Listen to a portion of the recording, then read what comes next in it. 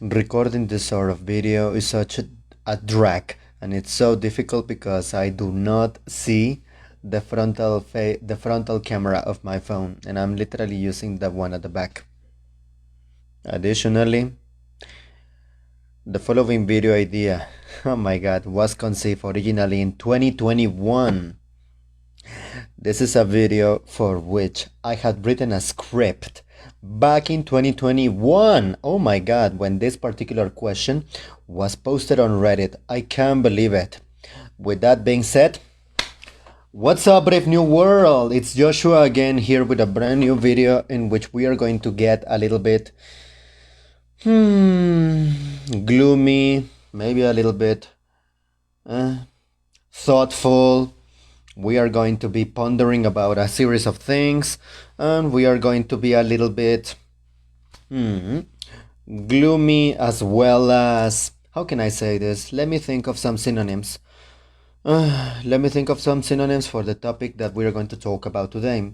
Today we're going to talk about something rather gloomy, something a little bit,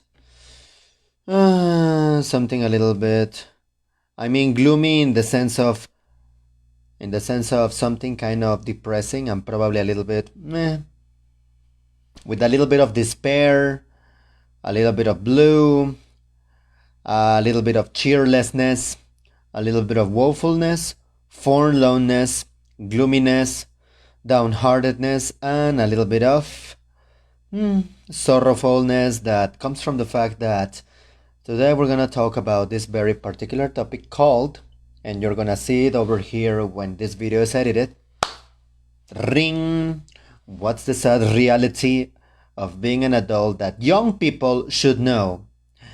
As I was telling you, this is a video for which I have written a script back in the year 2021, in September 29 and September 30 of the year 2021, when this video was posted on Reddit. In fact, yeah, that's the very day that this question was posted on Reddit.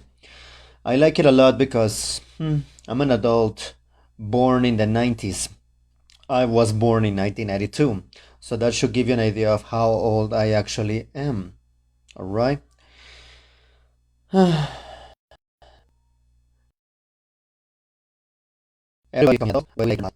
one thing that you have to realize is that probably your parents also likely didn't want to be an adult, but they were kind of forced, and they were kind of indoctrinated, taught, and most importantly, probably they were, how can I say this?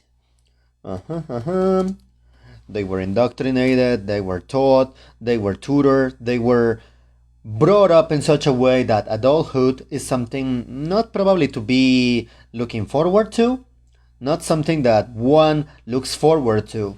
However, is something that people born before the 90s and during the 80s and before, they see adulthood as something that, okay, let's get things done.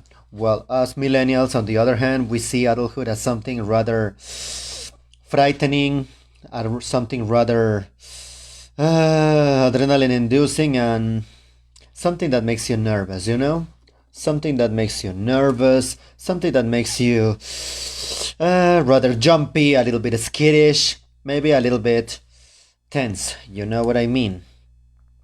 And one of the most important kind of saddest realities that you have to face, and that I am facing right now, would definitely be the fact that responsibilities suck, and also the fact that you get to see your parents age.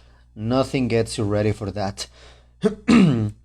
And probably if you get to live long enough, you eventually see people that you love drift apart, grow apart, or in the worst case scenario, die, pass away, go to prison, just cut contact, hopefully no animosity whatsoever was there, etc. But one more time, going back to the point that I was talking about, the biggest realization that you get as an adult would be the fact that you get to see your parents age. And hey, I'm a privileged guy whose parents were rather loving, and whose mom happens to be a hardworking one, loving one, affectionate one, who with all her imperfections, was perfect, and with all her flaws, she was flawless. In the grand scheme of things, of course. So yeah, the question that we're going to be reading today is something that I think it's not a bad idea to talk about. People need to talk about bad things, negative things, sad things, gloomy things, because by talking about the negativity in life, one gets to learn to appreciate the positive things in life, you know? Quoting a very good Mexican director who is a patriot of mine because he's Mexican just like me, Guillermo del Toro once said, let me find that quote. Roughly, he said something that was something on the lines of, he is such a happy person, a cheerful guy, someone who's a joy to be around, who produces the weirdest, scariest, darkest, and most exuberantly dark movies in existence. I hope I'm making sense with what I'm saying. The moment that you become more aware of the bad, sad, negative, gloomy things, you start to appreciate the little things in life.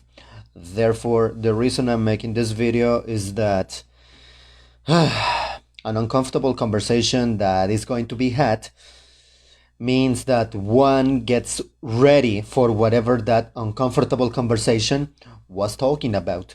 For instance, one uncomfortable reality of life is that if you're going to have carnal intercourse with other people, you need to be responsible and have protection so that you don't make a mistake that ends up calling you mom or dad. Did I just call a kid a mistake? Sounds horrible, but yes, I did. And I have not made that mistake. Fatherhood and motherhood needs to be wanted, otherwise shouldn't exist. Again, and that's why, because my mom had the uncomfortable conversation about human reproduction and human procreation and human copulation, which us humans, alongside dolphins, we are the only species that have mating rituals. We are the only species that copulate in order to, not just in order to procreate, but just because of pleasure, out of enjoyment and out of pleasure, you know? And that's something not so bad that differentiates us from the rest of the animals and dolphins. Yeah, therefore, this conversation I feel is kind of not uncomfortable, but maybe a little bit irksome, I believe. Let me think. What was the word? Uncomfortable. What's the word that I'm looking for? This conversation may not be uncomfortable in and out of itself, but it can be maybe a little bit painful, thought-provoking, excruciating, and maybe aggravating.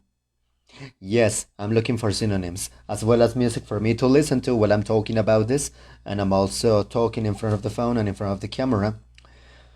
So yeah, the following topic that we're going to talk about again is going to be ring. Once again, I'm repeating it. What's the sad reality of being an adult that young people should know? As I was telling you, I made this script many years ago, and I can't believe I'm doing it again. In the meantime, I'm going to be listening to the Hungarian Rhapsody by Liszt. Not Bohemian Rhapsody. I'm going to listen to Hungarian Rhapsody. The topic is this: the sad reality of being an adult that young people should know. I'm an adult myself, and I hate it. And one thing that young people need to know, which I have written in the previous script, just copy-pasting answers, was one day your parents will need your help from getting older, and they likely won't tell you. That's just my scarf. And one day you show up for a visit, and it hits you like a ton of bricks that they need help. My mom is not even that old yet, and I still think that she could use my help. It's not like she's begging me for help, because in that regard, she and I are kind of stubborn in the sense that she's not gonna tell me that she's having a problem because she's protecting me, you know? The typical thing in which you protect the younger, more innocent siblings, the more innocent kids, from the harsh realities of life, such as drama, fights, conflicts, etc. Basically the lure of whatever family. And yeah, to that somebody replies, visiting, give me a second. Visiting, to that one person replies, to this one person replies, and this was probably a deleted reply because it says, oh my god, holy shit, the same thing with me, you know? Why? Because, holy shit, same thing with me, except grandparents instead of parents. Visiting my mom's parents means playing tennis and drinking homemade booze on the patio. Visiting my dad's parents means helping my grandfather walk, get to the bathroom, bringing them food, and then listening to my grandmother rant about how she can't take care of him anymore and berate him for ruining her life. I mean, it's emotionally draining to listen to her while also keeping him company and reassuring him that we want to be there and he's not a burden, but we are just giving her a break. I can't imagine what it's like for either of them, but it's hard to see her be so mean to him. Ouch. She also gets up and goes to the other room to get a break from him, and he's happy to have a break from her. But it puts me and my siblings in the most awkward situation of having to choose one of them to sit down with and ignore the other one. I love them dearly, but I just realize now that I also have that counting down the minutes until we can reasonably live thing going in the back of my head. And they used to be the grandparents that did more for us and were more fun to visit. As kids, they take us to the movies, beach, swimming pool, mall, arcade, etc. But it's happened so gradually that I can't remember the point. It became us taking care of them. I can imagine when it's my parents. Getting old sucks, and I'm scared. Me too, man. No one from my generation wanted to grow up. I understand the Peter Pan syndrome, but at the same time, even if I may have it, that doesn't stop me from being functional, from being a parasite, from being a freeloader, and more importantly, from being a 200% dependent on my mom, because I try to avoid being like this idiot, despicable freeloading leech from the TV show by Nickelodeon, Hey Arnold, Oscar Kokoschka, stupid idiot who is just a freeloading leech that sucks on others, only cares about himself even if he loves others and his wife, but he hates working like a pathetic idiot. In case you don't know who I'm talking about,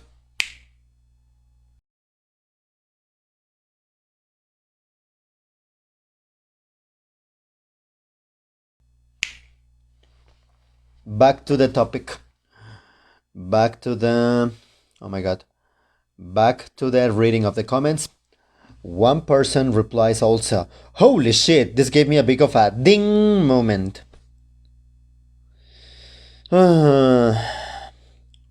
Ding moment. Visiting my fiance's family means drinking a few beers and shooting the shit and eating some good food and whatnot. Visiting my mom means playing therapist for a few hours and counting down the minutes until we can reasonably live and being mentally exhausted afterwards. Fuck, I had never really compared the two experiences until now. Oh my effing god. Once again, in a way, I'm so glad that none of my grandparents were like that. My grandpa died. My maternal grandpa, the father of my mom, passed away because his body was deteriorating, and he was never mean to everyone. I kind of remember that. However, there is some lore that proves otherwise, and that proves that he was a terrible father but a wonderful grandfather. A lot of grandparents are like that. On the other hand, my grandma was the hardworking matriarch, the hardworking elephant matriarch that basically was the leader of the pack that brought up all the boys and the girls.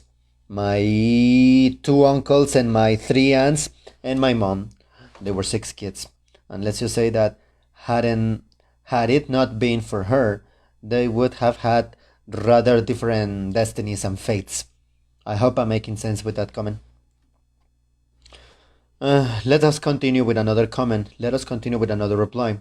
I like this one because this resonates with me and a beloved friend of mine whom I recently met with in order to have a conversation, have a long chat, talk about stuff, talk about life, and most importantly, have some pizza.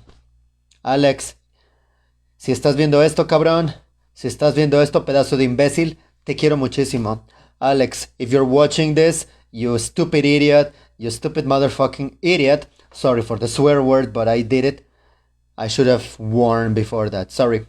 Alex, if you're watching this, you stupid idiot, you stupid F word. You stupid F word, that is to talk about people who are homosexual, especially men. You stupid F word. I love F word. I love you very much. Te amo muchísimo, pedazo de imbécil idiota. Let us not no olvidemos que eres mi amigo y eso es lo que importa. Back to the speaking of the topic of friends, me talking about my friend Alex resonates because the following topic, the following point, the following answer resonates with me because it's about friends, and it says not a TV show but friends in general, and it says TV series always portray friends hanging out all the time as though their schedules always sync. It couldn't be much farther from the truth and reality. In reality, you barely get to hang out together or even talk in group chats because everyone's busy with work and the ups and downs of adulthood. Especially the downs, which is surviving the paycheck to paycheck.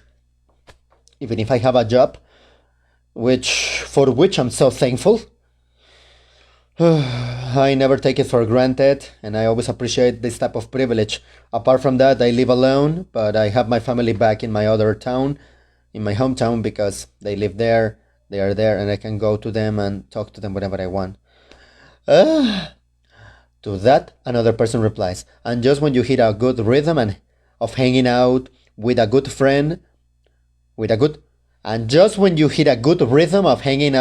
friend, one of you will have some life-changing event, and the whole thing gets disrupted. For example, has to move away, have a kid, etc. Me and my neighbors / childhood friends, that thing is happening precisely.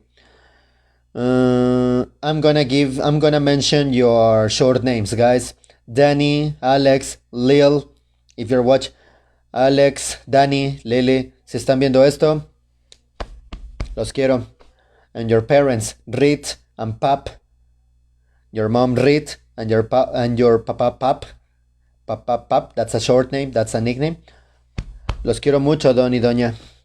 Los quiero mucho. I love you. But again, in reality, you barely get to hang out together or even talk in a group chat because everyone's busy with work. No. Sorry. Let's do it again. And just when you hit a good rhythm of hanging out with one good friend, one of you will have some life-changing event happen.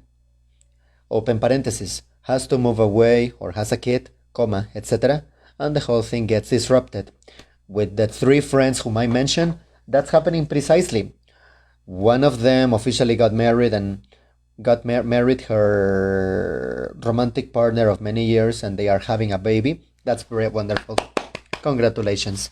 And the second one, the middle child, is living in another place, and he is living with his girlfriend. If he marries her, I hope you do. And the youngest one also has a wonderful girlfriend. I hope you marry them. Again, they have their own lives, and for that reason we drifted apart. Apart from that, I moved away to a different town. And that's why we hardly talk, but the friendship and the feeling is still there. We still love and care about each other, and I write them letters, handwritten letters, not emails, handwritten letters. That was the Hungarian Rhapsody, 10 minutes. Let's move on with something else, shall we? Oh my god, I'm gonna be listening to some sad music from my past. One composed by a Russian guy whom I used to frequent and who unfortunately deleted his account. Roman, what did you do? Anyway. Moving on to the topic of friends and the idea of drifting apart. Oh my, I believe that this video is gonna have a lot of ideas, and I'm gonna be talking a lot. But that's the idea. That's why I started this in the first place. Let's do this. To that, another person replies, my friend and I would just decide on a whim to drive somewhere and go out on adventures all the time. Then he got his girlfriend pregnant, and we just can't do that anymore. Yeah, I'm a child-free person, and I'm not here to demonize the idea of having children, especially when they are planned.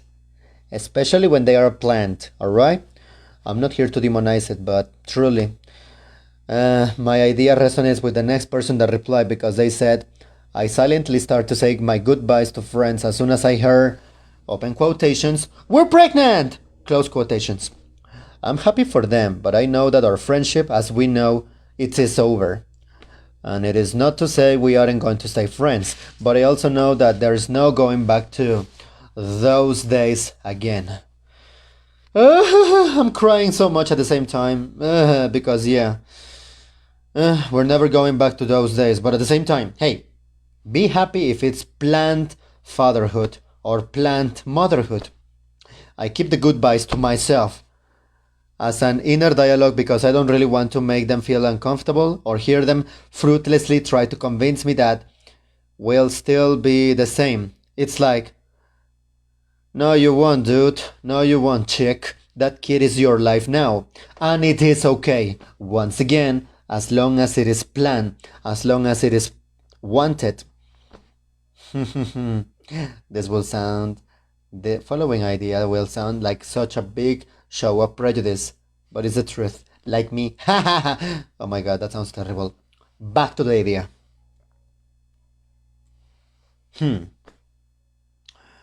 That kid is your life now, and that is okay. Let's just not try to hold on to something that we both know is wrapping up. And to that another person says, I'm in pain. Like me right now, because it's a Sunday afternoon, it's a Sunday morning, and I decided to, a Sunday evening, and I'm doing this. And I don't mind because I like to do this, but at the same time, it happens. That's another complaint for another day. Let's move on to another reply. Speaking of friends, not the TV show, and How I Met Your Mother, the actual series, abbreviated with HIMYM, How I Met Your Mother, this person replies, that annoys me so much on How I Met Your Mother, but I can rationalize it. Ted and Marshall, I don't know who they are, live in the same apartment, and you generally see your roommate a lot just by being in the same place. Lily and Marshall were engaged and married, or so they come as a unit. Barney's job was a spoiler. Barney's job, I know who that is. I think he's played by, give me a second, I need to check who played that. Barney Stinson. Who plays that? Neil Patrick Harris. Back to the idea. Barney's job was, a spoiler, to just sign everything and get paid mountains of cash so he can fuck off whenever he wants. And Robin worked on an early morning show so she would have plenty of evenings free to hang out, drink, and then get woken by her alarm and regret everything. Again, it's fiction. Of course, your schedules are not gonna sync forever. Your schedules are not going to sync, you know? As I said, my friend Alex and I, we have to organize and arrange our schedules for many hours and a long time in order to make sure that we have a day off so we can meet up. The following photo I'm going to share with you was my friend Alex and I after coming back from the hot springs.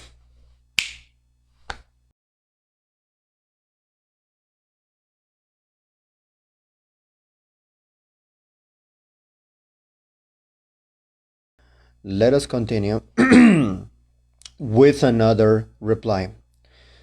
That was about friends, right? Oh yeah. Reply number 3. As an adult, you'll find yourself wanting to be alone. Yet, you'll realize you just don't want to be lonely.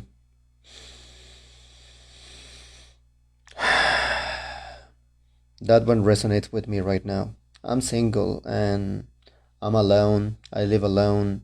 I live in a different town. I work on my own. I pay my bills. I'm an independent adult, and that's amazing, but sometimes it gets lonely. For things like this, I appreciate every time I have a romantic relationship, or I appreciate every time that I visit my family, with whom I have the best relationship, with whom I have a most amazing, loving, affectionate relationship. Sure, with ups and downs, but it's there and it's good. Even with all the flaws, it's flawless, and even with all of its imperfections, it's perfect. As an adult, you'll find yourself wanting to be alone, yet you'll realize that you don't want to be lonely. Sometimes it gets lonely. That's why I have this little friend here that I adopted. Come here, honey. Say hello to the camera. Thank you for being here.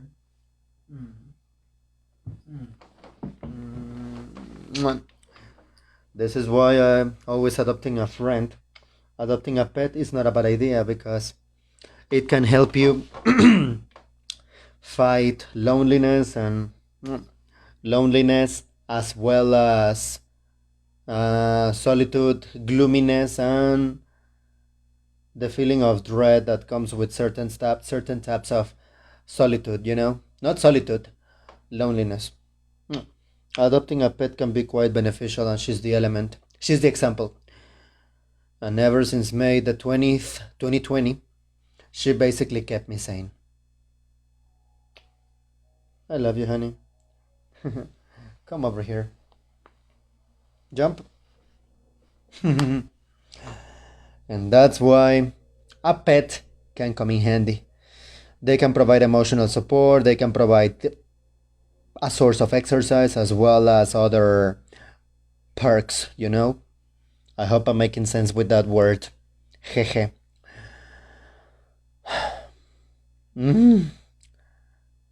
The difference between cats and dogs. Speaking of company, cats are more independent and they are more for people that want someone that, how can I say this? Someone that doesn't want to leave your house. Dogs, on the other hand, are more affectionate, but they are super dependent on you and you have to get them out for a walk. If I had a dog, I would do my best to take my dog for a walk. To this one I just read about not wanting to be lonely, another person replies, that was something I wrestled with when I met my fiancé. For years I've lived alone and I enjoy having my time be my own, yet always wanted someone to share it with. Now that someone will be living with me, possibly for the rest of my life, I was wondering to myself how I'm going to deal with that. But the more I fall in love with her, the more I'm excited to put the old bachelor life behind me and start this new chapter. When you can do it, you know you found the right person. I don't know who you are, friend, but I hope that you're having a wonderful, happy life without any challenges.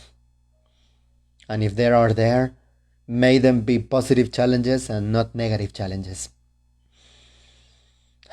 That was really... I wanna cry, but they're gonna be happy tears. Oh my god. Oh my god. That's the duality of solitude and loneliness, Let's go. The following comment that I'm going to read shows the duality of loneliness and solitude, because this person replies, this is one reason I broke up with my girlfriend this weekend. This comment was written on the same day, September 2021, day number 29th. This is one reason I broke up with my girlfriend this weekend. She wanted to be near me constantly. If I got time to myself, it wasn't long and I couldn't wait to be alone. I wasn't enjoying her company and it wasn't changing, so I ended it. Yeah, lonely versus solo. It's a difference. Oh my god, this person says, sorry about your breakup, but you've made the right call. I've dealt with clingy relationships in the past, and they never end well. It just screams insecurity and lack of trust. You can be clingy, you can be wanting to be with that person all the time, and still make it loving and affectionate.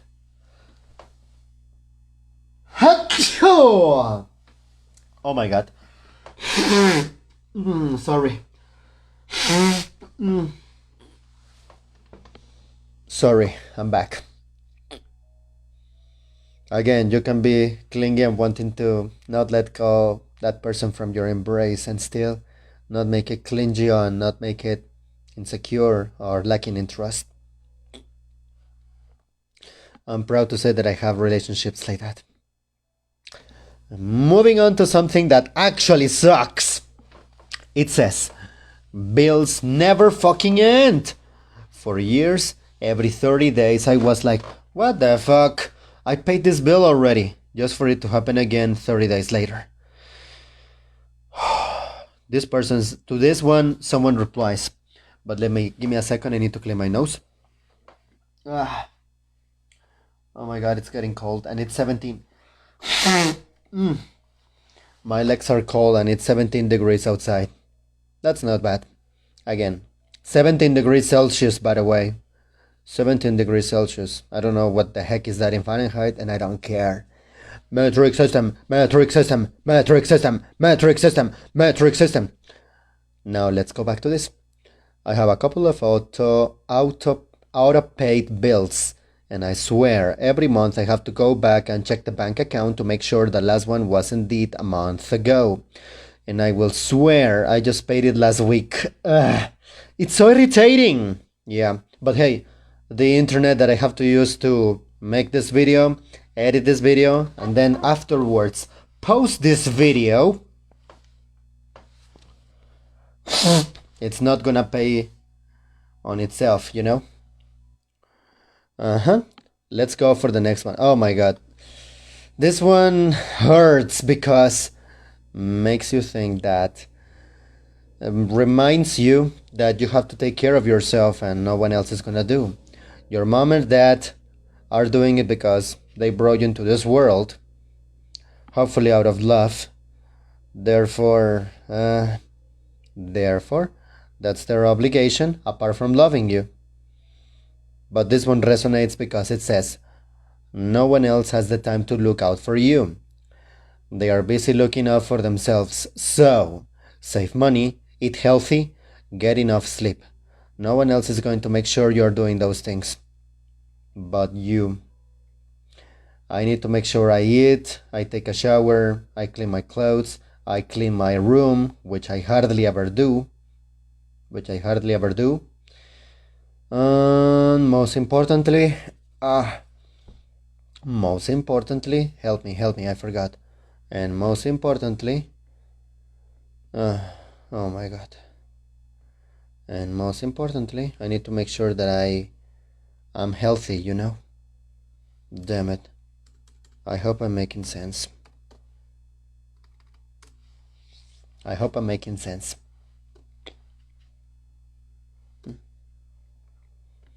Let's move on to another reply.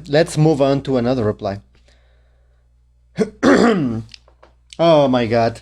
The next reply is a harsh realization when you are a selfless person, because if you suffer from this heartbreak too often, you're going to start becoming less caring than you used to be. Because this person says, When you find, there are two replies. I need to read them. When you find someone who genuinely cares about you. When you find someone who genuinely cares about you and helps to take care of you, make sure you take care of them back and do your best not to let them go. And you're going to meet people that you care about who simply are not going to take care of you back. Again, like Oscar Kokoschka from A. Arnold. I hate this idiot.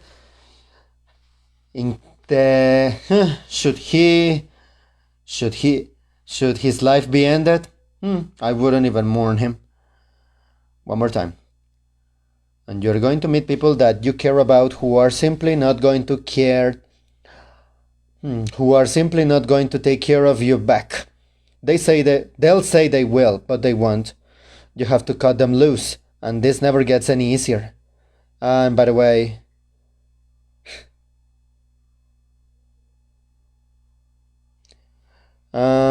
this person posted this comment because this person had to cut. This person then says, it's an edit. Thank you very much everyone for the awards. I only posted it because I had to cut my best friend loose a year ago and I wish I had done it sooner. I'm glad you did. Don't use the word best friend so easily. Do it with someone who has helped you through hard times. That's someone that deserves the title of a best friend.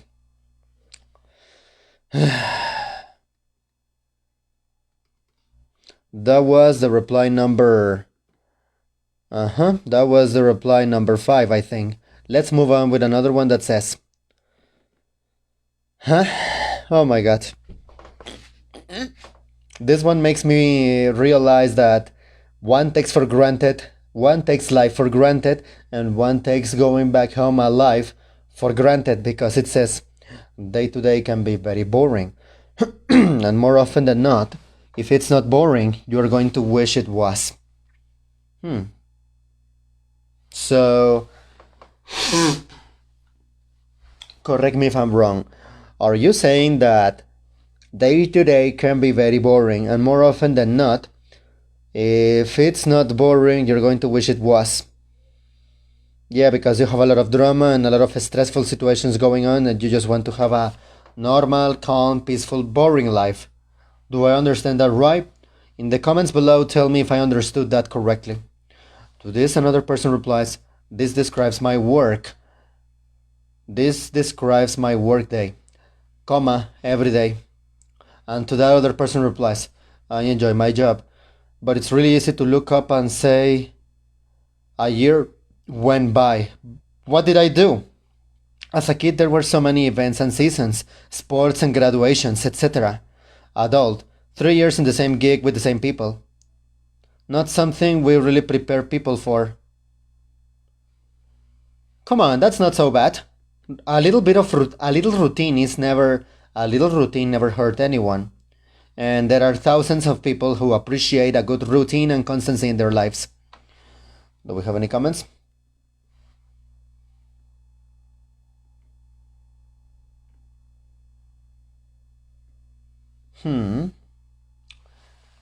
Let us continue.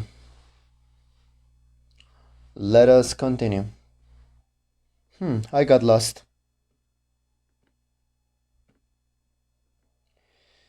Oh my god.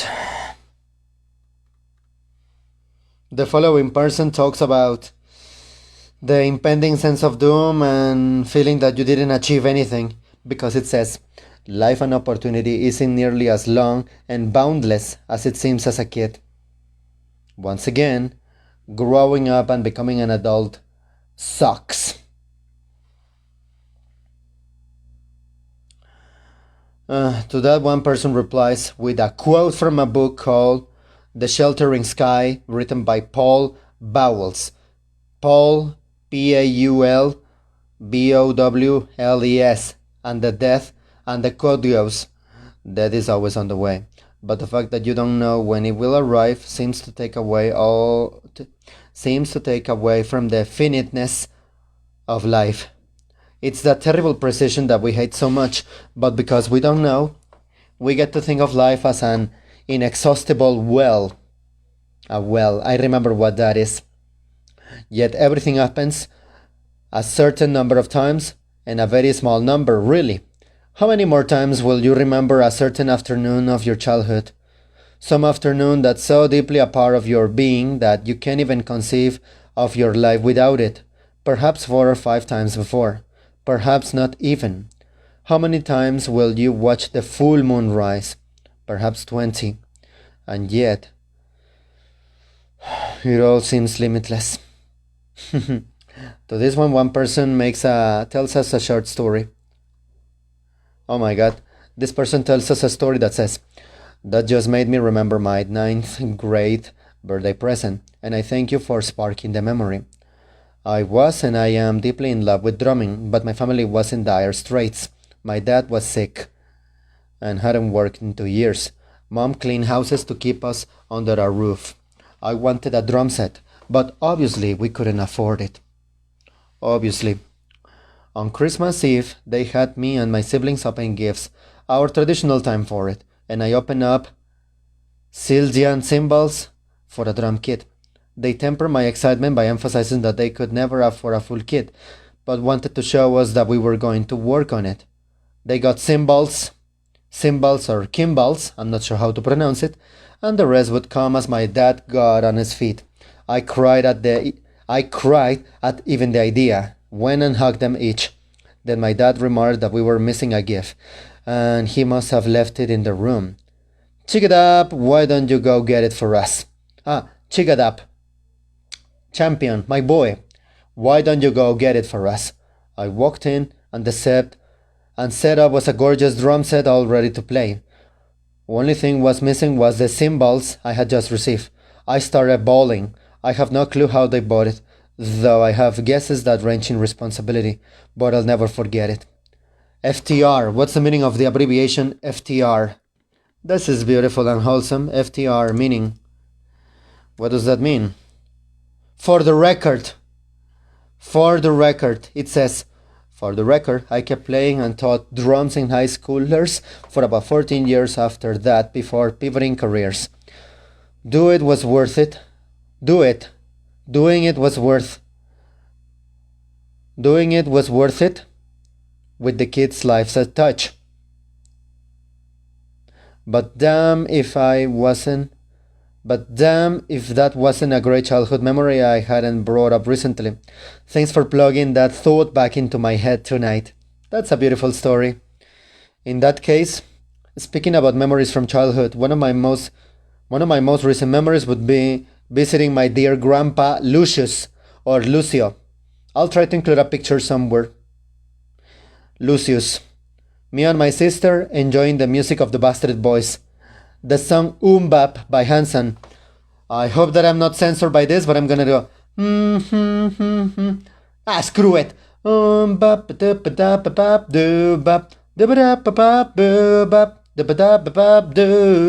Yeah. Hanson brothers, I love you for this. You are heavily appreciated by this Mexican guy who used to love this song when he was a little kid. Hanson, oh my god, the brothers who are Isaac, Taylor, and Zach. You made my childhood amazing, thank you. And yeah, I still love Bap, no matter how many years what happened. Let's continue. With other word. Oh my god, that made me teary-eyed. That was cute. The following thing is something that would make any little kid terrified, frightened, and scared. Eating all the snacks is not a good idea. Whatever snack that you could think of, whatever little snack that contains sugar, whatever little snack that you enjoy because it's sweet, tasty, spicy, or whatever, acid, salty, or anything, it's delicious for a kid because it has sugar. However, too much sugar may not be the best option for your body. It doesn't matter what snack it is, whether it is, and here is a list of snacks that I'm getting from the internet. No, I did not ask ChatGPT for that. I just checked for snack words on the internet, and this is what I found. I found eating, if you wanna eat your breakfast, if you wanna eat snacks for breakfast, lunch, or dinner, it's not a good idea. Things like chips, potato crisps, tortilla chips, nachos, pistachios, walnuts, sunflower seeds, pumpkin seeds, candy bar, chocolate bar, fruit bar, protein bar, granola bar, energy bar, crackers, pretzels, popcorn, cheese puffs, breadsticks, cheese sticks, rice cakes, pita chips, cheese cubes, string cheese, trail mix, dates, fruit snacks, dried mango, dried apricot, or any dried fruit with a lot of sugar, banana chips, raisins, jelly beans, muffins, and the most important, not fruit leather, but or fig rolls, but gummy bears. Eating a kilogram of gummy bears for breakfast, lunch, or dinner, it's a terrible idea as an adult. Why? Because later, going to the restroom for number 2 and evacuating that in the final track of the digestive system is gonna be a nightmare.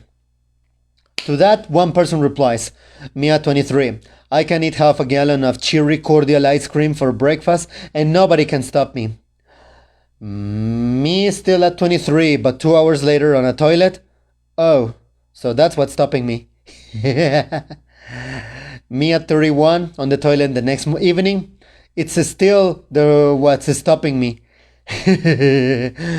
Oh my god, holy shit. 8 years in just a couple minutes? Or one day? Wow. And yeah, one more time. One as an adult needs to eat healthy and properly because your body needs it. Your body does. When you grow up, your body doesn't have the same metabolism that you used to have when you were a kid. Correct me if I'm wrong. Where was I? That was the reply number 7, I think. I don't know. This one teaches you about accountability for men and women.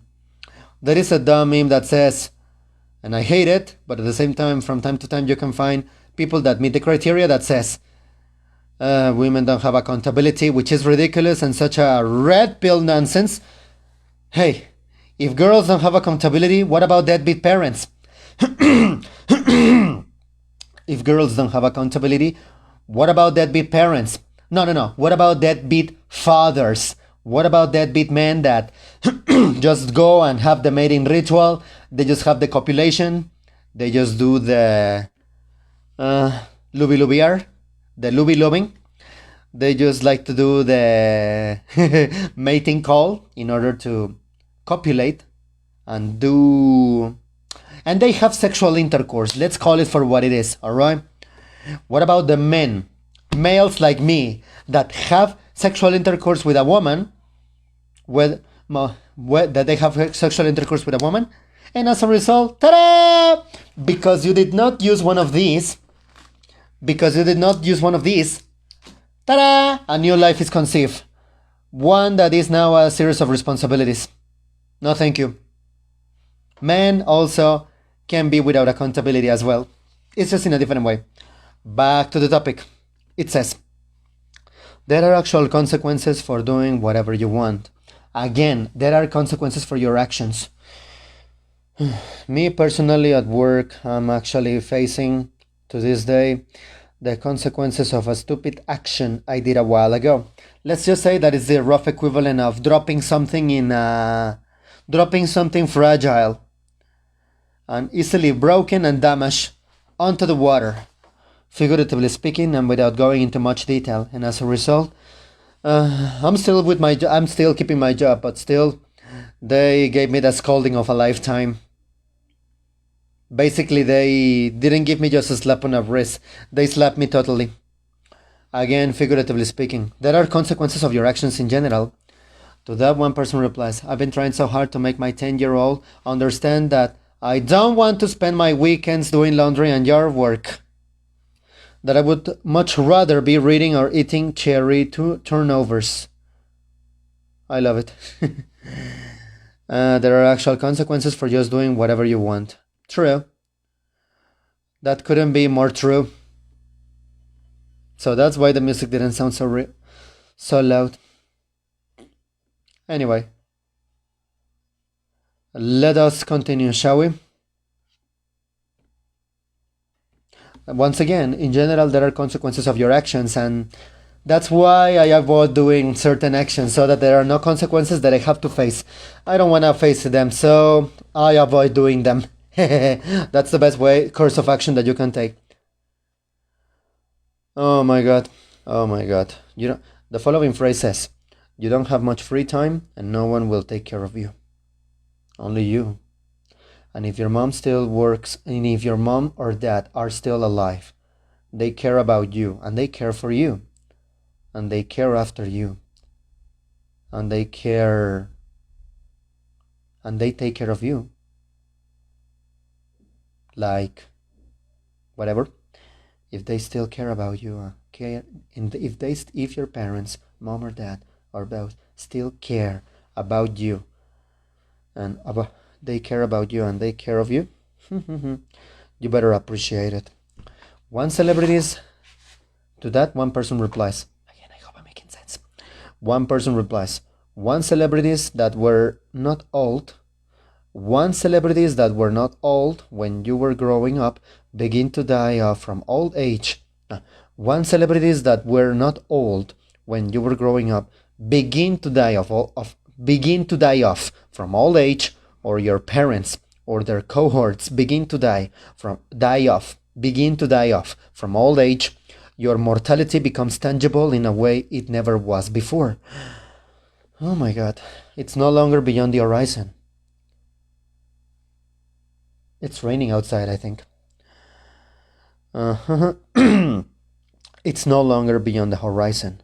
It's perceivable whenever you look to it. And sometimes it's hard not to look. Oh my god, yeah. Many of the celebrities that were adults when I was a kid, they become old when you are a young adult. And they start dying. Oh my god. One celebrities, let us read it again, shall we? One celebrities that were not old when you were growing up begin to die off from old age, or your parents or their cohorts begin to die off from old age. Your mortality becomes tangible in a way it never was before. It's no longer beyond the horizon. It's perceivable whenever you look to it. And sometimes it's hard not to look. Oh my god. I'm 33 years old right now. I'm recording this video in November 2020. November 23, 2025. Year 2025, and I'm 33 and I still feel that. Time is running so fast. Always. All the effing time. To that, one person replies and says, Jack Black getting gray in his beard was a huge wake-up call for me. I hope that I look good when my hair starts turning gray. I hope I look as good as Jack Black, Yusuf Dikec, the Olympic shooter, or let me think. I hope I look as good as Antonio Banderas even. I know I don't. I just hope I look good, no matter what my age is. One has to accept it. It's hard, but it's true. Speaking of accepting growing up, speaking of accepting that death is always a couple meters away, and speaking of not wanting to grow up, not wanting to grow up, speaking of not wanting to grow up, there is this comedian whose sketches talk about generations. There is this comedian whose content talks about generations, and what's the name of this one? Millennials versus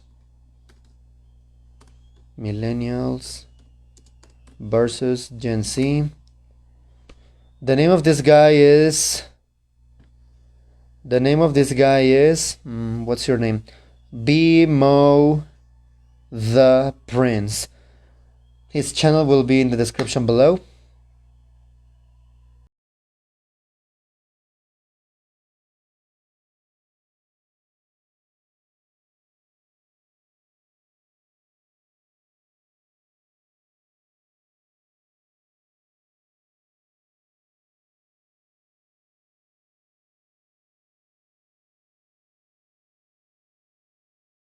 Again, the name of this guy is BMO the Prince. And the sketches of this guy frequently will feature the generations: Gen Z, Gen Alpha, Millennials, Gen X, Boomers, and the Silent Generation interacting with each other. And one constant rolling gag is the fact that Millennials hate growing up, they hate becoming adults, and they hate the fact that they grow up, the fact that they hate the fact that they grow up, and they hate becoming adults. And that's why I feel the conversation and the topic being talked about in this video is a necessary conversation to have.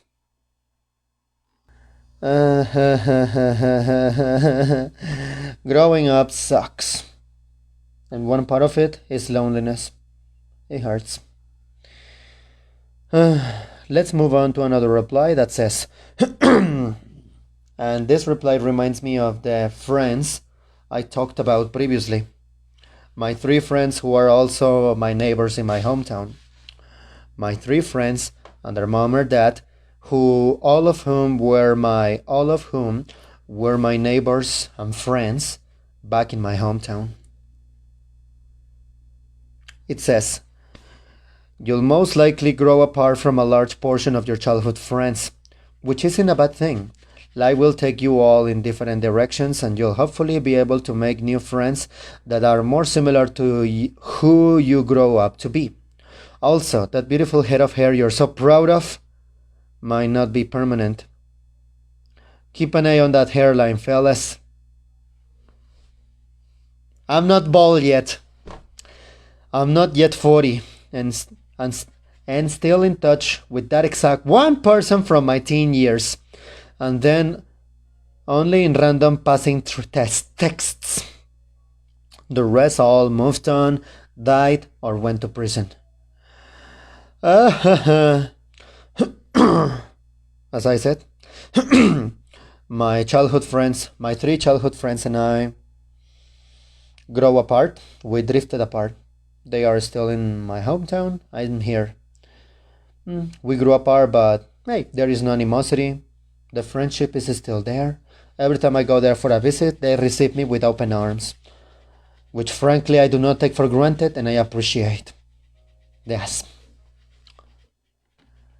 Let's move on to the next part that says, if you don't put yourself out there, you won't have friends. It sounds so obvious, yet it's also such a wake-up call, you know? You have to talk to strangers from time to time. In controlled circumstances, alright? In controlled circumstances.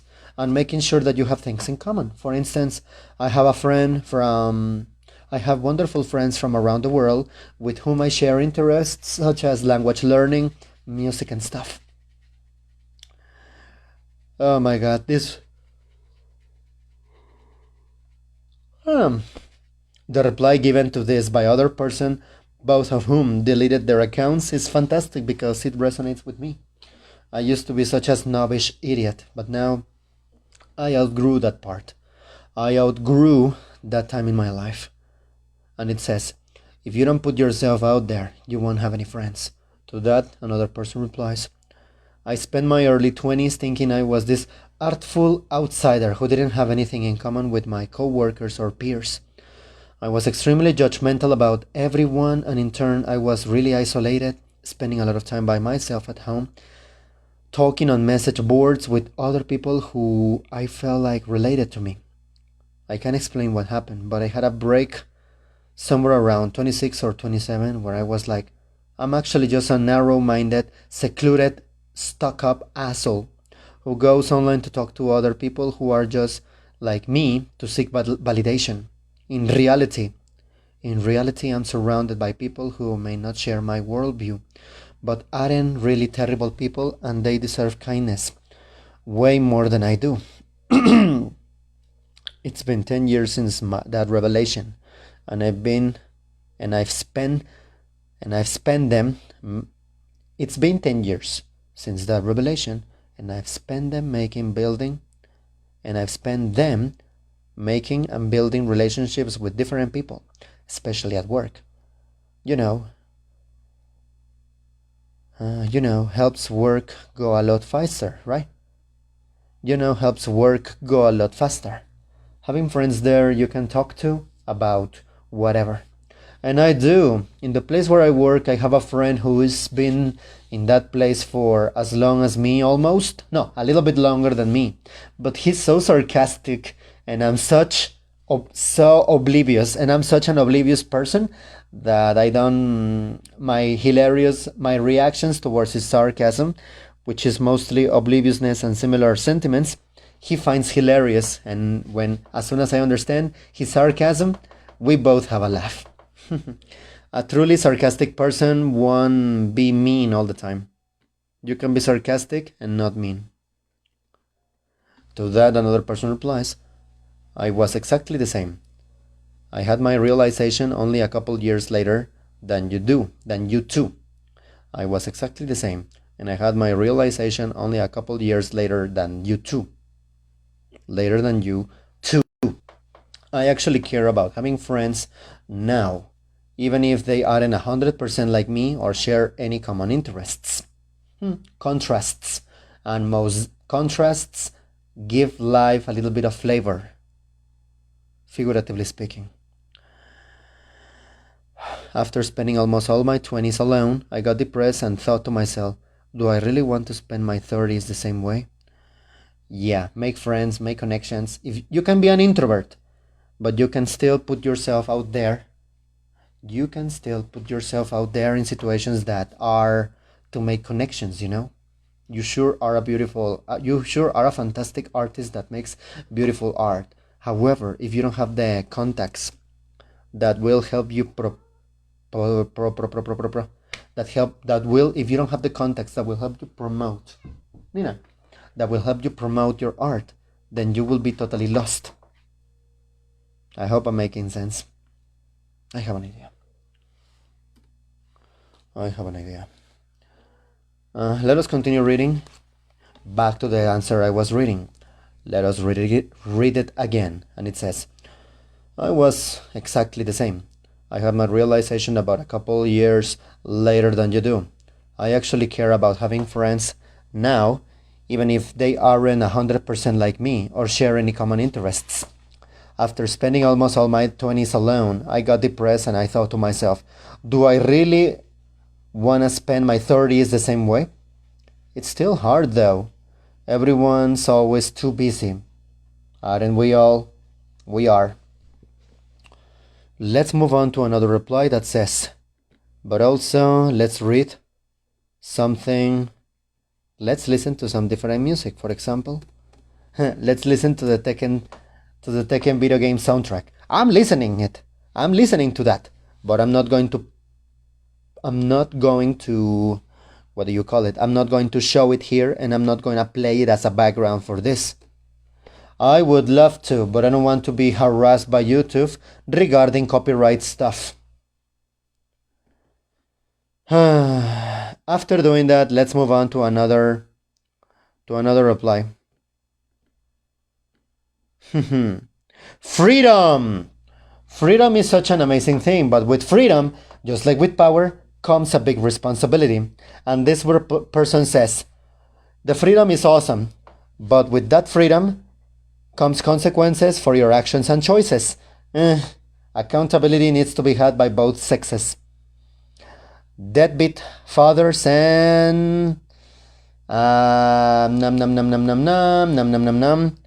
women that like to use their sex to get away with stuff.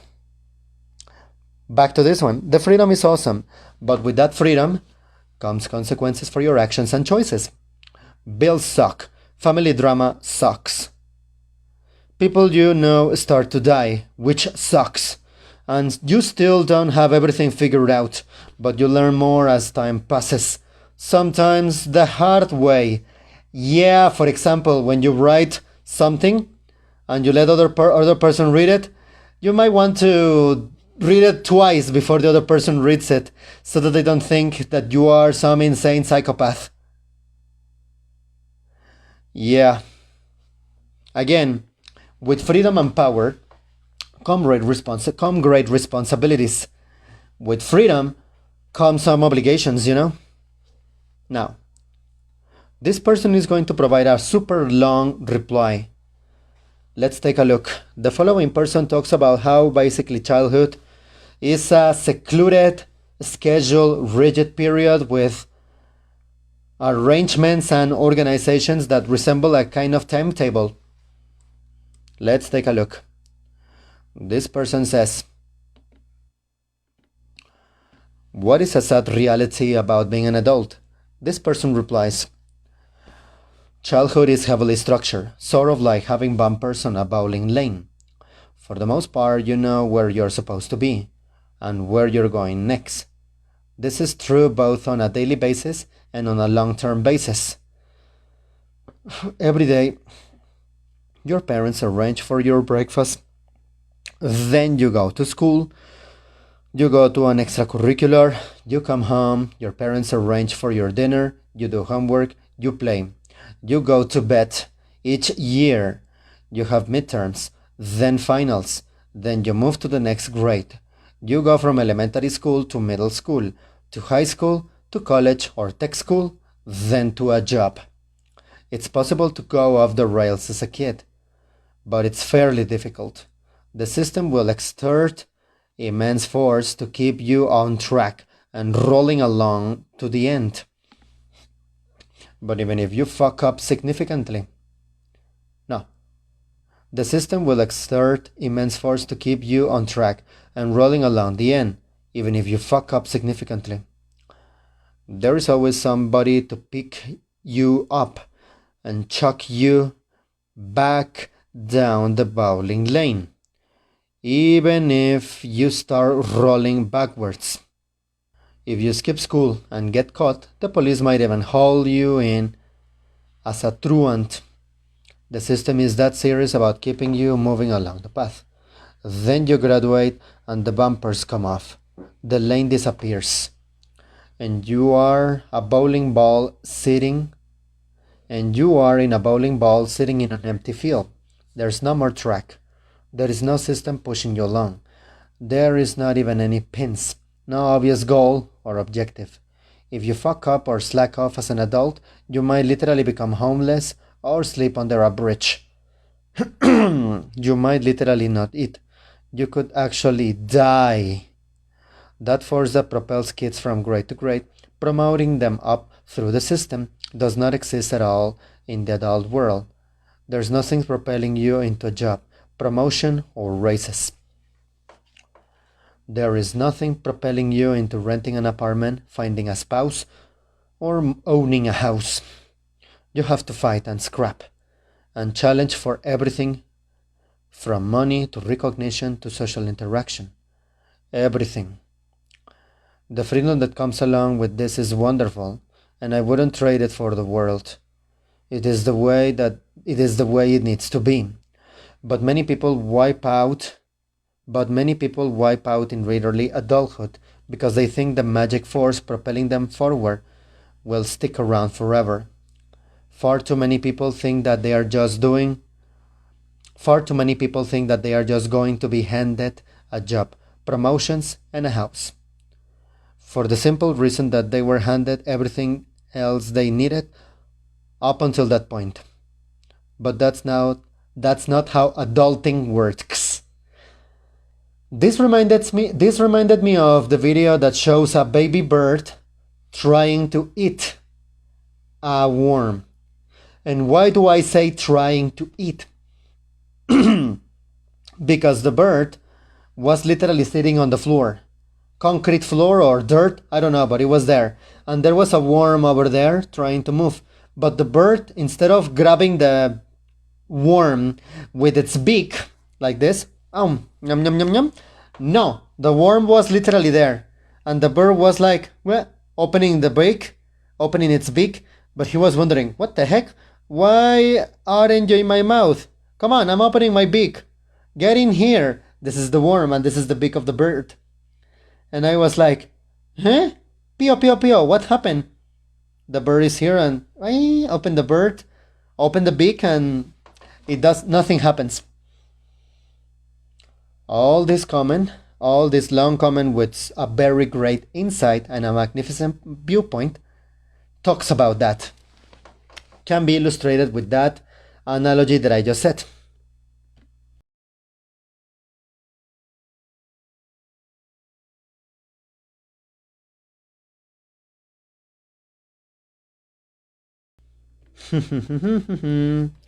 Let's see if I can find that video online. Bird, baby bird. Baby bird trying to eat a worm. I found it.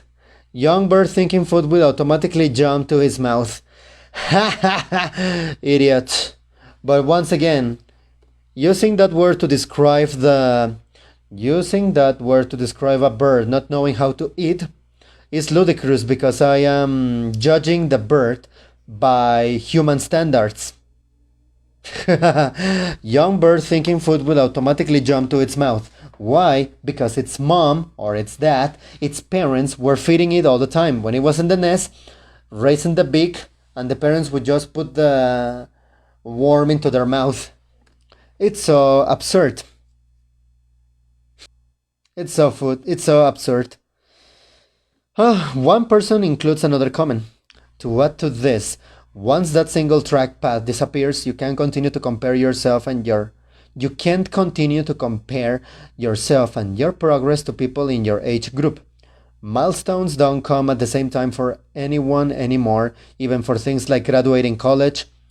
If you even decide to go to college, don't waste energy feeling behind. If it takes you longer to finish school, to find a career you enjoy, start a family, or whatever it is you want, focus on working hard to meet your own goals and you'll get there in your own time. Yeah, everyone advances at different paces. I'm in my 30s and I'm still not married, but I'm pretty sure that the right person will come. A nephew of mine recently married his girlfriend, whom he dated for 7 years. And what else?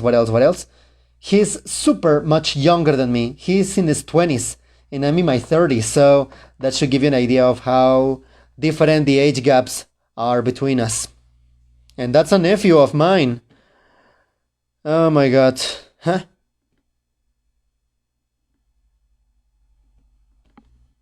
Oh yeah. Then this other person replies, and this one hurts because I'm living it right now. I'm experiencing that. And it says, seeing your mom getting so old, gray and short has been a bit shit. Realizing that your nieces and nephews are now the same age you were when they were born. When I was probably 10, 10, 2, 13, 14, 15, 16, 2002, 3, 4, 5, 6, 7, 8, 9. Oh my god! Apparently I was 17. No, apparently I was 17 or 16 when my nephew was born. And now he's 17. No, he's basically 18. And I'm in my 30s. That resonates a lot with me. Realizing that your nieces and your nephews are now the same age you were when they were born. Yep, it's a tough realization. My little boy is growing up and he's gonna be a tough guy, hardened by life, who is a hard worker and doesn't care about school. And that last part is okay, you know, alright? That last part is okay. It's just that that last part is okay. The part that hurts, that makes me thinking, makes me wonder about stuff, is the fact that I'm describing him as battle hardened, life hardened. I can only imagine what things harden him. Not his heart, but his demeanor, you know? Oh my god, this one is terrible. But first, let me read the reply to that comment. And it says, Alright, to that reply I just read, it says, I hung out at a big Christmas party and this bored teen was flirting with me. And it shocked my life to realize I first met her as a toddler. Nope, stay out of me, kid. Release yourself, child. Get out of there. She used to hide behind her mother's legs when our parents visited hers, and now she wants to show off her tattoos. That last part is okay. That last part is okay, alright? Oh, you have a tattoo in your arm. Do you want to show it? Let me see. Oh, that's a flower. Nice. Ugh, the first... I swear to God, I flinched at the first line that says, huh? A bored teen was flirting? Stay out of here. Sorry, nope. I'm out. Goodbye. It says, right in the fields. A couple people give some short replies that say basically, right in the fields, and my once baby niece is a dentist now. Oh my God. But then, here comes one good perspective that frankly, I couldn't agree with more. With which, frankly, I couldn't agree more. And it says, count yourself lucky. You got to watch your mother age. Count yourself lucky if you get to see your father grow old. Count yourself lucky if you grow up with your sibling, if you and your siblings grow up and get all together. Huh?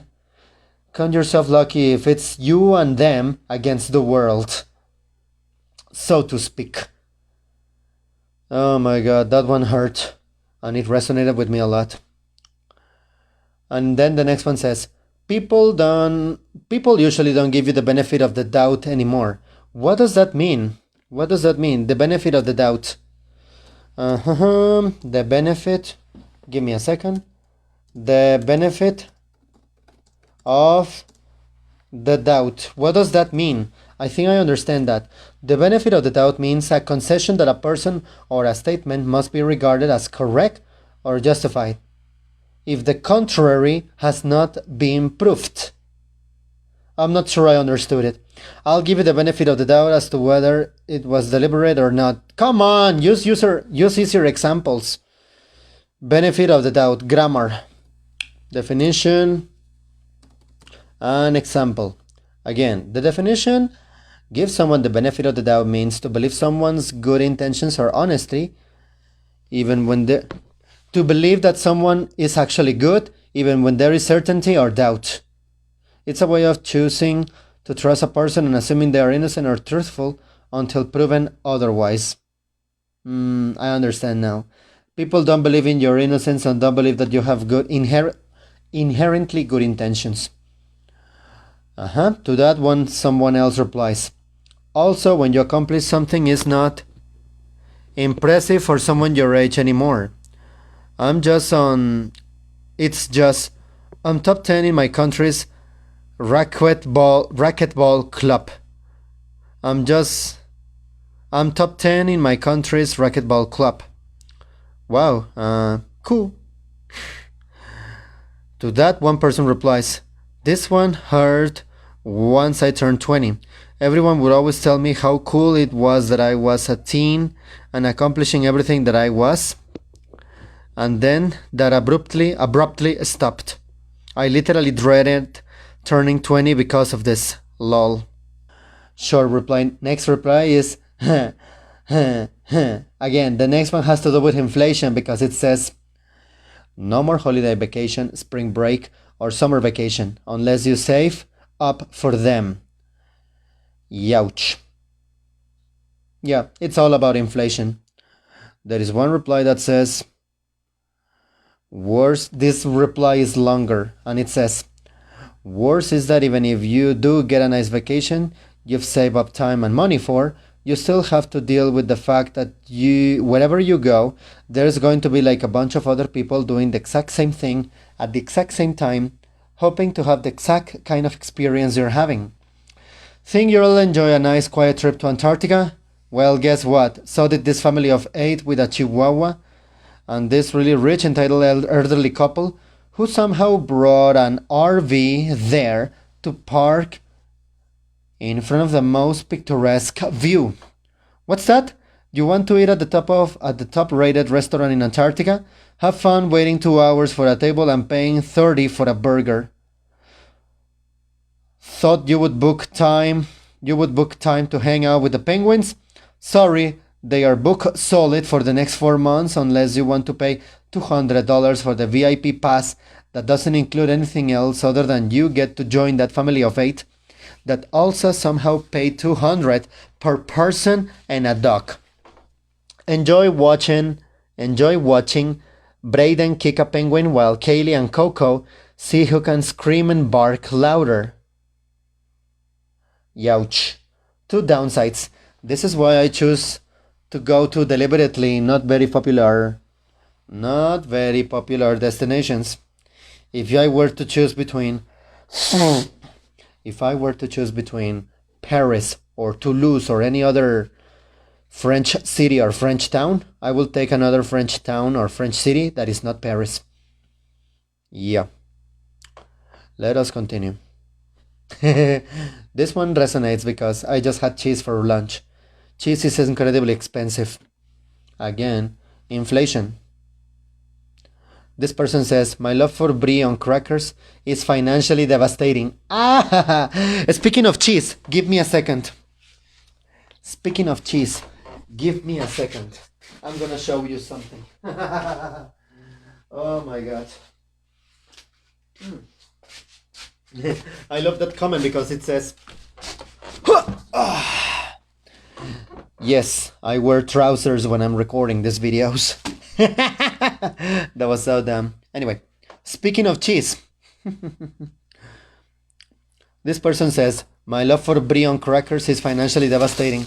This reminds me of some sausages I bought and a little bit of string cheese. I really love string cheese, but also I love Gouda.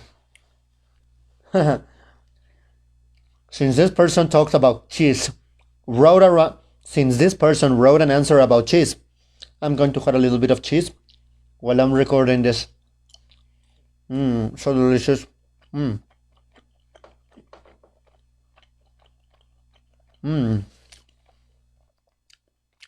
Let us continue. The next one talks about free time, and once again, even if this may not be applicable to me 100%, doesn't mean that it could, you know? In this economy, anyone loses their jobs easily. I love my job, but I will defend it tooth and nail by doing my job properly. This person then replies that you never really have free time anymore.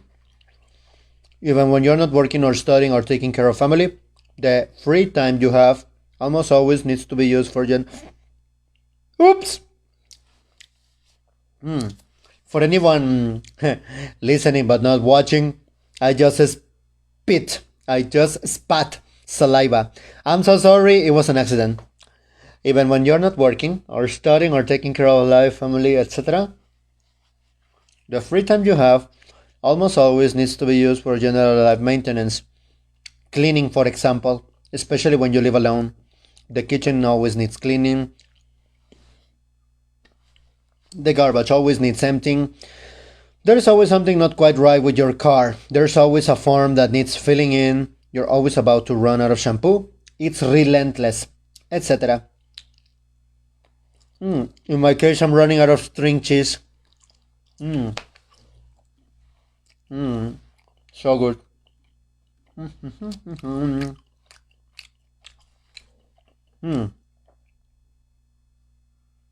So delicious. Screw it, I'm eating a little sausage. Screw it, I'm eating a little sausage while I'm recording this. How much time of video do I have? 1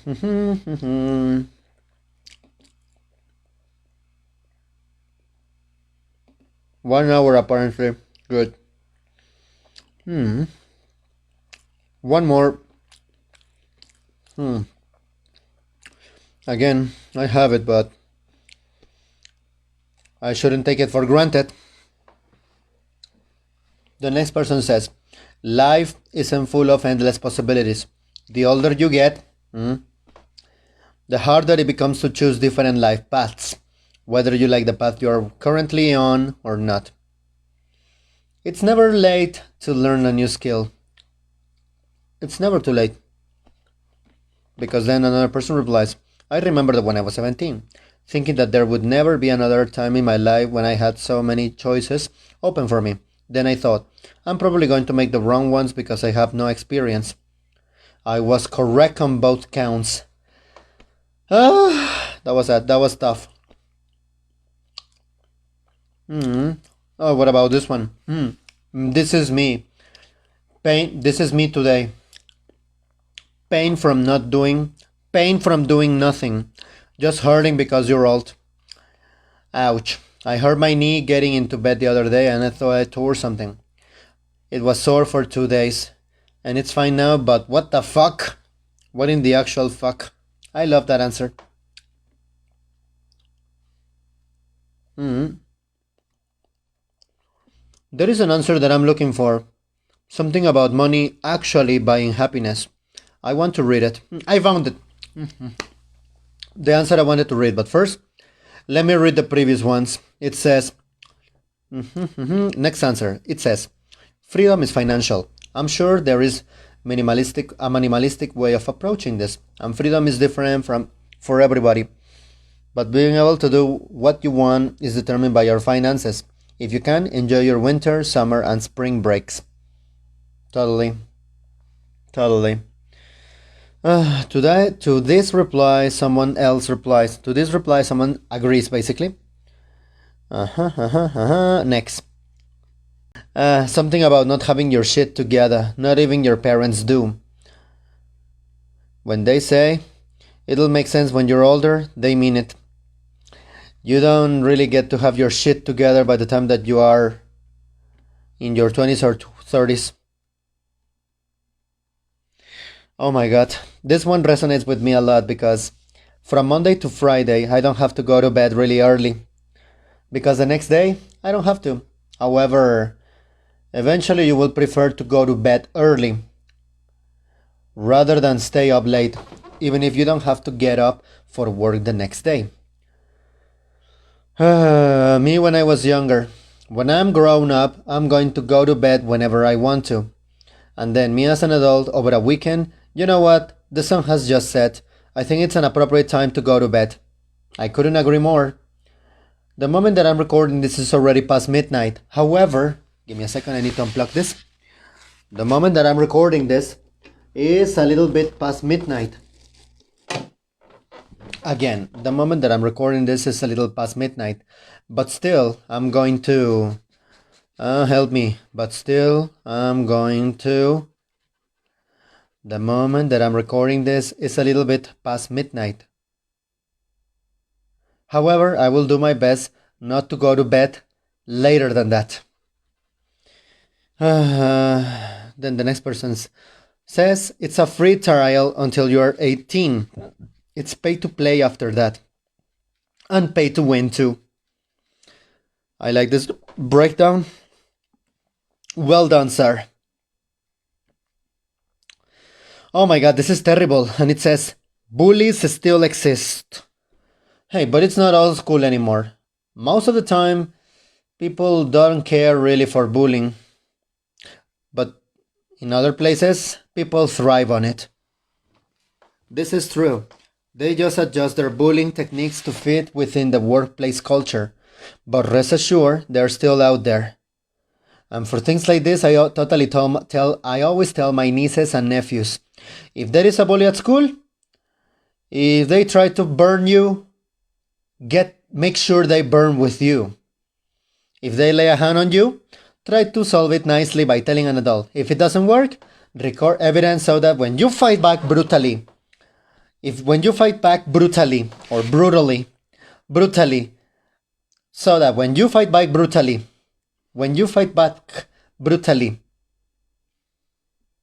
and you defend yourself brutally, and even if you send them to the hospital, or in the worst cases, a couple meters underground, there is evidence to support your and justify your actions, alright? There is evidence to support your action. This one resonates with me because even Eminem, the legendary white rapper, Slim Shady, would agree with this. Money really does buy happiness. It's not the money itself, but it's the freedom and opportunity that it gives you. Unfortunately, you need it not just to survive, but to create the life you want. You may think it is not important to you now, but it's easy to say that when all your needs are being met. You may not think it's important to you now, but it's easy to say that when all your needs are being met. If you want to maintain the carefree days of your childhood with the freedom of adulthood, you need money. If you have a hobby, if you want to buy figurines, games, video game consoles and stuff, you need money for that. Also, you're probably hearing people tell you to do what you love. You should do what you love, but the career you choose doesn't necessarily have to be your passion. Choose a career that will give you the time and money to devote to what you really love.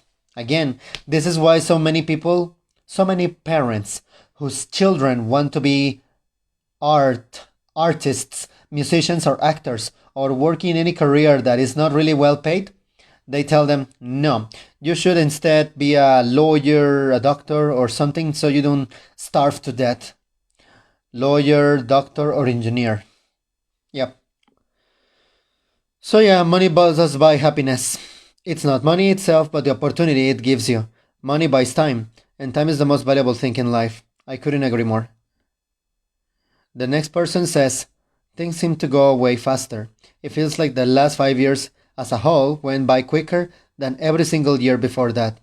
True, they say that your perception of time is a little different from when you're a kid and when you're an adult. This other person says, you just start seeing the world for what it is and realize that it's always been this way. You were just ignorant. Nah, that's true, but when some certain politicians start dying, you realize that there is room for change. There is room for change, you know? This person replies, screw it, I'm doing that. Fuck me, and this is what I'm slowly realizing as an 18-year-old, grade 12. The phrases and sayings that I hear and once pushed off as boring or useless information are now becoming more and more of a reality. The sad part of it all, my friend, is that I haven't had a good high school experience. It was filled with betrayal and depression and anxiety. I ain't asking for sympathy, but I just want to know from an older person how I can try to squeeze the most out of my life right now and stop worrying about the little things, even when I can't, and that's all I fucking do right now. There is one reply that says, you just start seeing the world for what it is and realize it's always been this way. Some people do, but others don't. Those people you see, millennials and Gen Z bashing, or talking about how in their day people respected their elders and blah blah blah blah, refuse to take off their rose-tinted glasses and see the era of their childhood from an adult lens. I agree.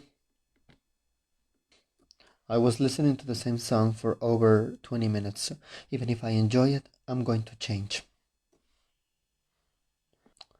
In the meantime, I'm listening to the Battletoads soundtrack. I'm listening to Battletoads soundtrack. However, I'm not playing this here because I don't want to be harassed and screwed over because of copyright. Let's continue. A couple more. This is a long reply and it says, every decision you make might seem like the right one at the time. There is no use in dwelling on your past mistakes. So feel whatever you feel and let it go. Edit. Some of you are mistaking my wording here. Dwelling is not the same as learning from your past and your mistakes. Dwelling would be the inability to move forward from what has happened, even though you can change it. You can learn from your past mistakes and improve upon yourself. Nowhere did I say not to learn from your past mistakes. Totally. I do not dwell on my past relationship with this wonderful girl who used to love anime, whose parents insisted on children and starting a family, and who pulled a despicable prank on me regarding some pregnancy. Not a fake pregnancy test, just a note that said, "Congratulations, you're gonna be a dad." I did not like that. This is why I believe that pregnancy jokes are the worst thing you can do. If the person really wants it, it's gonna be a heartbreak and a hard sore that is going to shatter trust. And if the person doesn't want it, it's a jump scare, and also a jump and a heart and it's a break shattering event. Either way is bad. So never make pranks. Pull pranks about pregnancies. Like, I've called my mom to tell her, "Mom, my girlfriend is pregnant and I'm gonna be a dad." No. Everyone and anyone doing pranks like this should get their comeuppance, and they should get a taste of their own medicine. I hate that. But again, I'm not dwelling on it, but I'm learning. And I'm learning not to accept this sort of rude pranks from anyone. It's so frustrating. A couple more before I go to sleep. Similar to facing the consequences of your actions. There is this one that says, similar to the one about facing the consequences of your actions, there is this one that says, eating all the candy you want has consequences. Again, yes. This is why just one candy is enough, no more. The following phrase reminds me of a piece of wisdom that Uncle Phil in the TV show The Prince of Bel-Air with Will Smith and other people. And the following phrase resonates with me and reminds me of this piece of wisdom given to Will by Uncle Phil in the TV show The Prince of Bel-Air, with Will Smith as the protagonist. Once you're in college, what you did in high school doesn't matter at all anymore. Whether you had tons of extracurriculars in high school, and you were valedictorian and got a full ride, you start college at the same place as someone who barely scraped it in. None of what came before matters anymore. Yes, I remove a hair from my nose. Same thing once you finish college and start working. Once you're in the workforce for a few years and get some actual experience, nobody cares where you went to college or what your GPA was. Totally. It's about making contacts, you know? Not saying this to imply you shouldn't do those extra things, but they're really not that important in the long run. But still do them. Make contacts, make friends with people that know, make friends with people that have contacts, get skills that can be marketable, etc. Do it now. The next one says, do it now. Whatever it is that you want from life, do it now. Don't wait, just do it now. You'll blink and you will be 50 years old. Enjoy your life, do it your way. So many people work a job they hate, paying off someone else's house, etc., waiting for someone to give them permission to do that thing that they always wanted to do. Do it now, do it today, like Shia LaBeouf. Just do it! Fuck that, it's not going to happen. People are worrying about their own things, not yours, so do it now. Again, be a little selfish sometimes. Just a little. Just a little. Just a little selfish. And there is another one that says that there is a lot more responsibility in life than you know. Enjoy this period when your parents take care of stuff for you. Your childhood and part of your adolescence. The next one says, you realize that a lot of people are struggling with trauma and mental health issues. It's harder to notice as kids. Totally. And speaking of mental health, the following one sounds terrible, but it kind of rings true. Being depressed and down all the time will push people away from you. Sure, they may care, but also, you gotta do the effort to defeat that horrible monster called depression. You gotta do the effort. You gotta make the effort. Big surprise for me when I became depressed, and the first thing all my friends did was either get mad at me, avoid me, until I had no friends. Maybe they were. That's true, or maybe they weren't good friends at the same time. Ugh. It's a little bit of both. Seconding what was said, as someone who eventually had to drop some depressed friends, I'm not a therapist and there is a limit to my ability to try and help. There is a limit. You can still help, but don't overwork yourself for someone that doesn't wish to try and do the improving themselves. Do I make sense? I hope I do.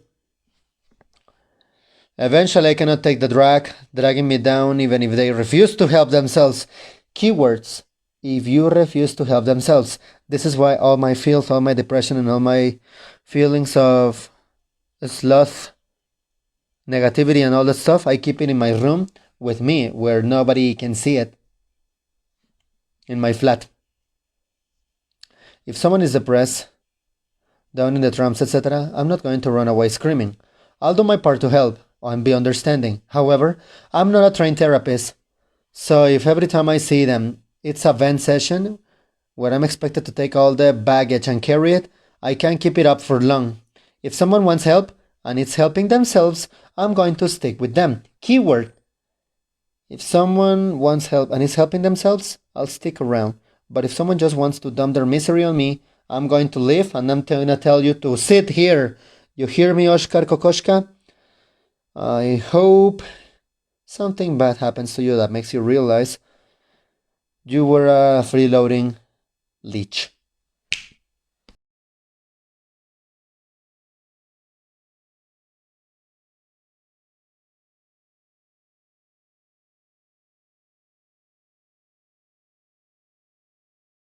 This character I'm talking about. I'm going to stick with them, but if someone just wants to dump their misery on me, that's another adult lesson that you have to take care of yourself first. Be a little selfish. A little. Just a little. Because let's say that if you're a man married to your wife and you expect the wife to take care of you, but you don't work and do anything, then piss off. She might as well divorce you or and run away in the middle of the night and abandon you. And you rightfully deserved it. Damn, do I hate this guy. All that being said, a sneaker way that ends up driving people away is just never showing up. Always turning down invites. People will eventually stop reaching out if you stop reaching out. There is this girl that I always used to invite to go for dinner. She always said no. 3 times in 3 weeks, so I stopped. Best decision ever. Best decision ever. Whatever life comes at you, I hope it goes good. I hope it goes well. Moving on. And by moving on, I mean let's finish it right there. Let's finish it right there. That's it. Those are some sad realities of growing up and becoming an adult, which suck. But I strongly feel this is a conversation that really needed to happen, you know? Can't thank you enough for being here, and can't thank you enough for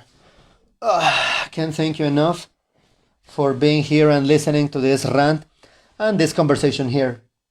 Feel free to consider this a podcast, which I doubt it. This is not a podcast, this is just a silly video online, you know? And I hope you watch it, and I would love to see your comments. The top 3 most liked comments will be featured in the next AskReddit video that I make. Cheese. Thank you very much, Brave New World.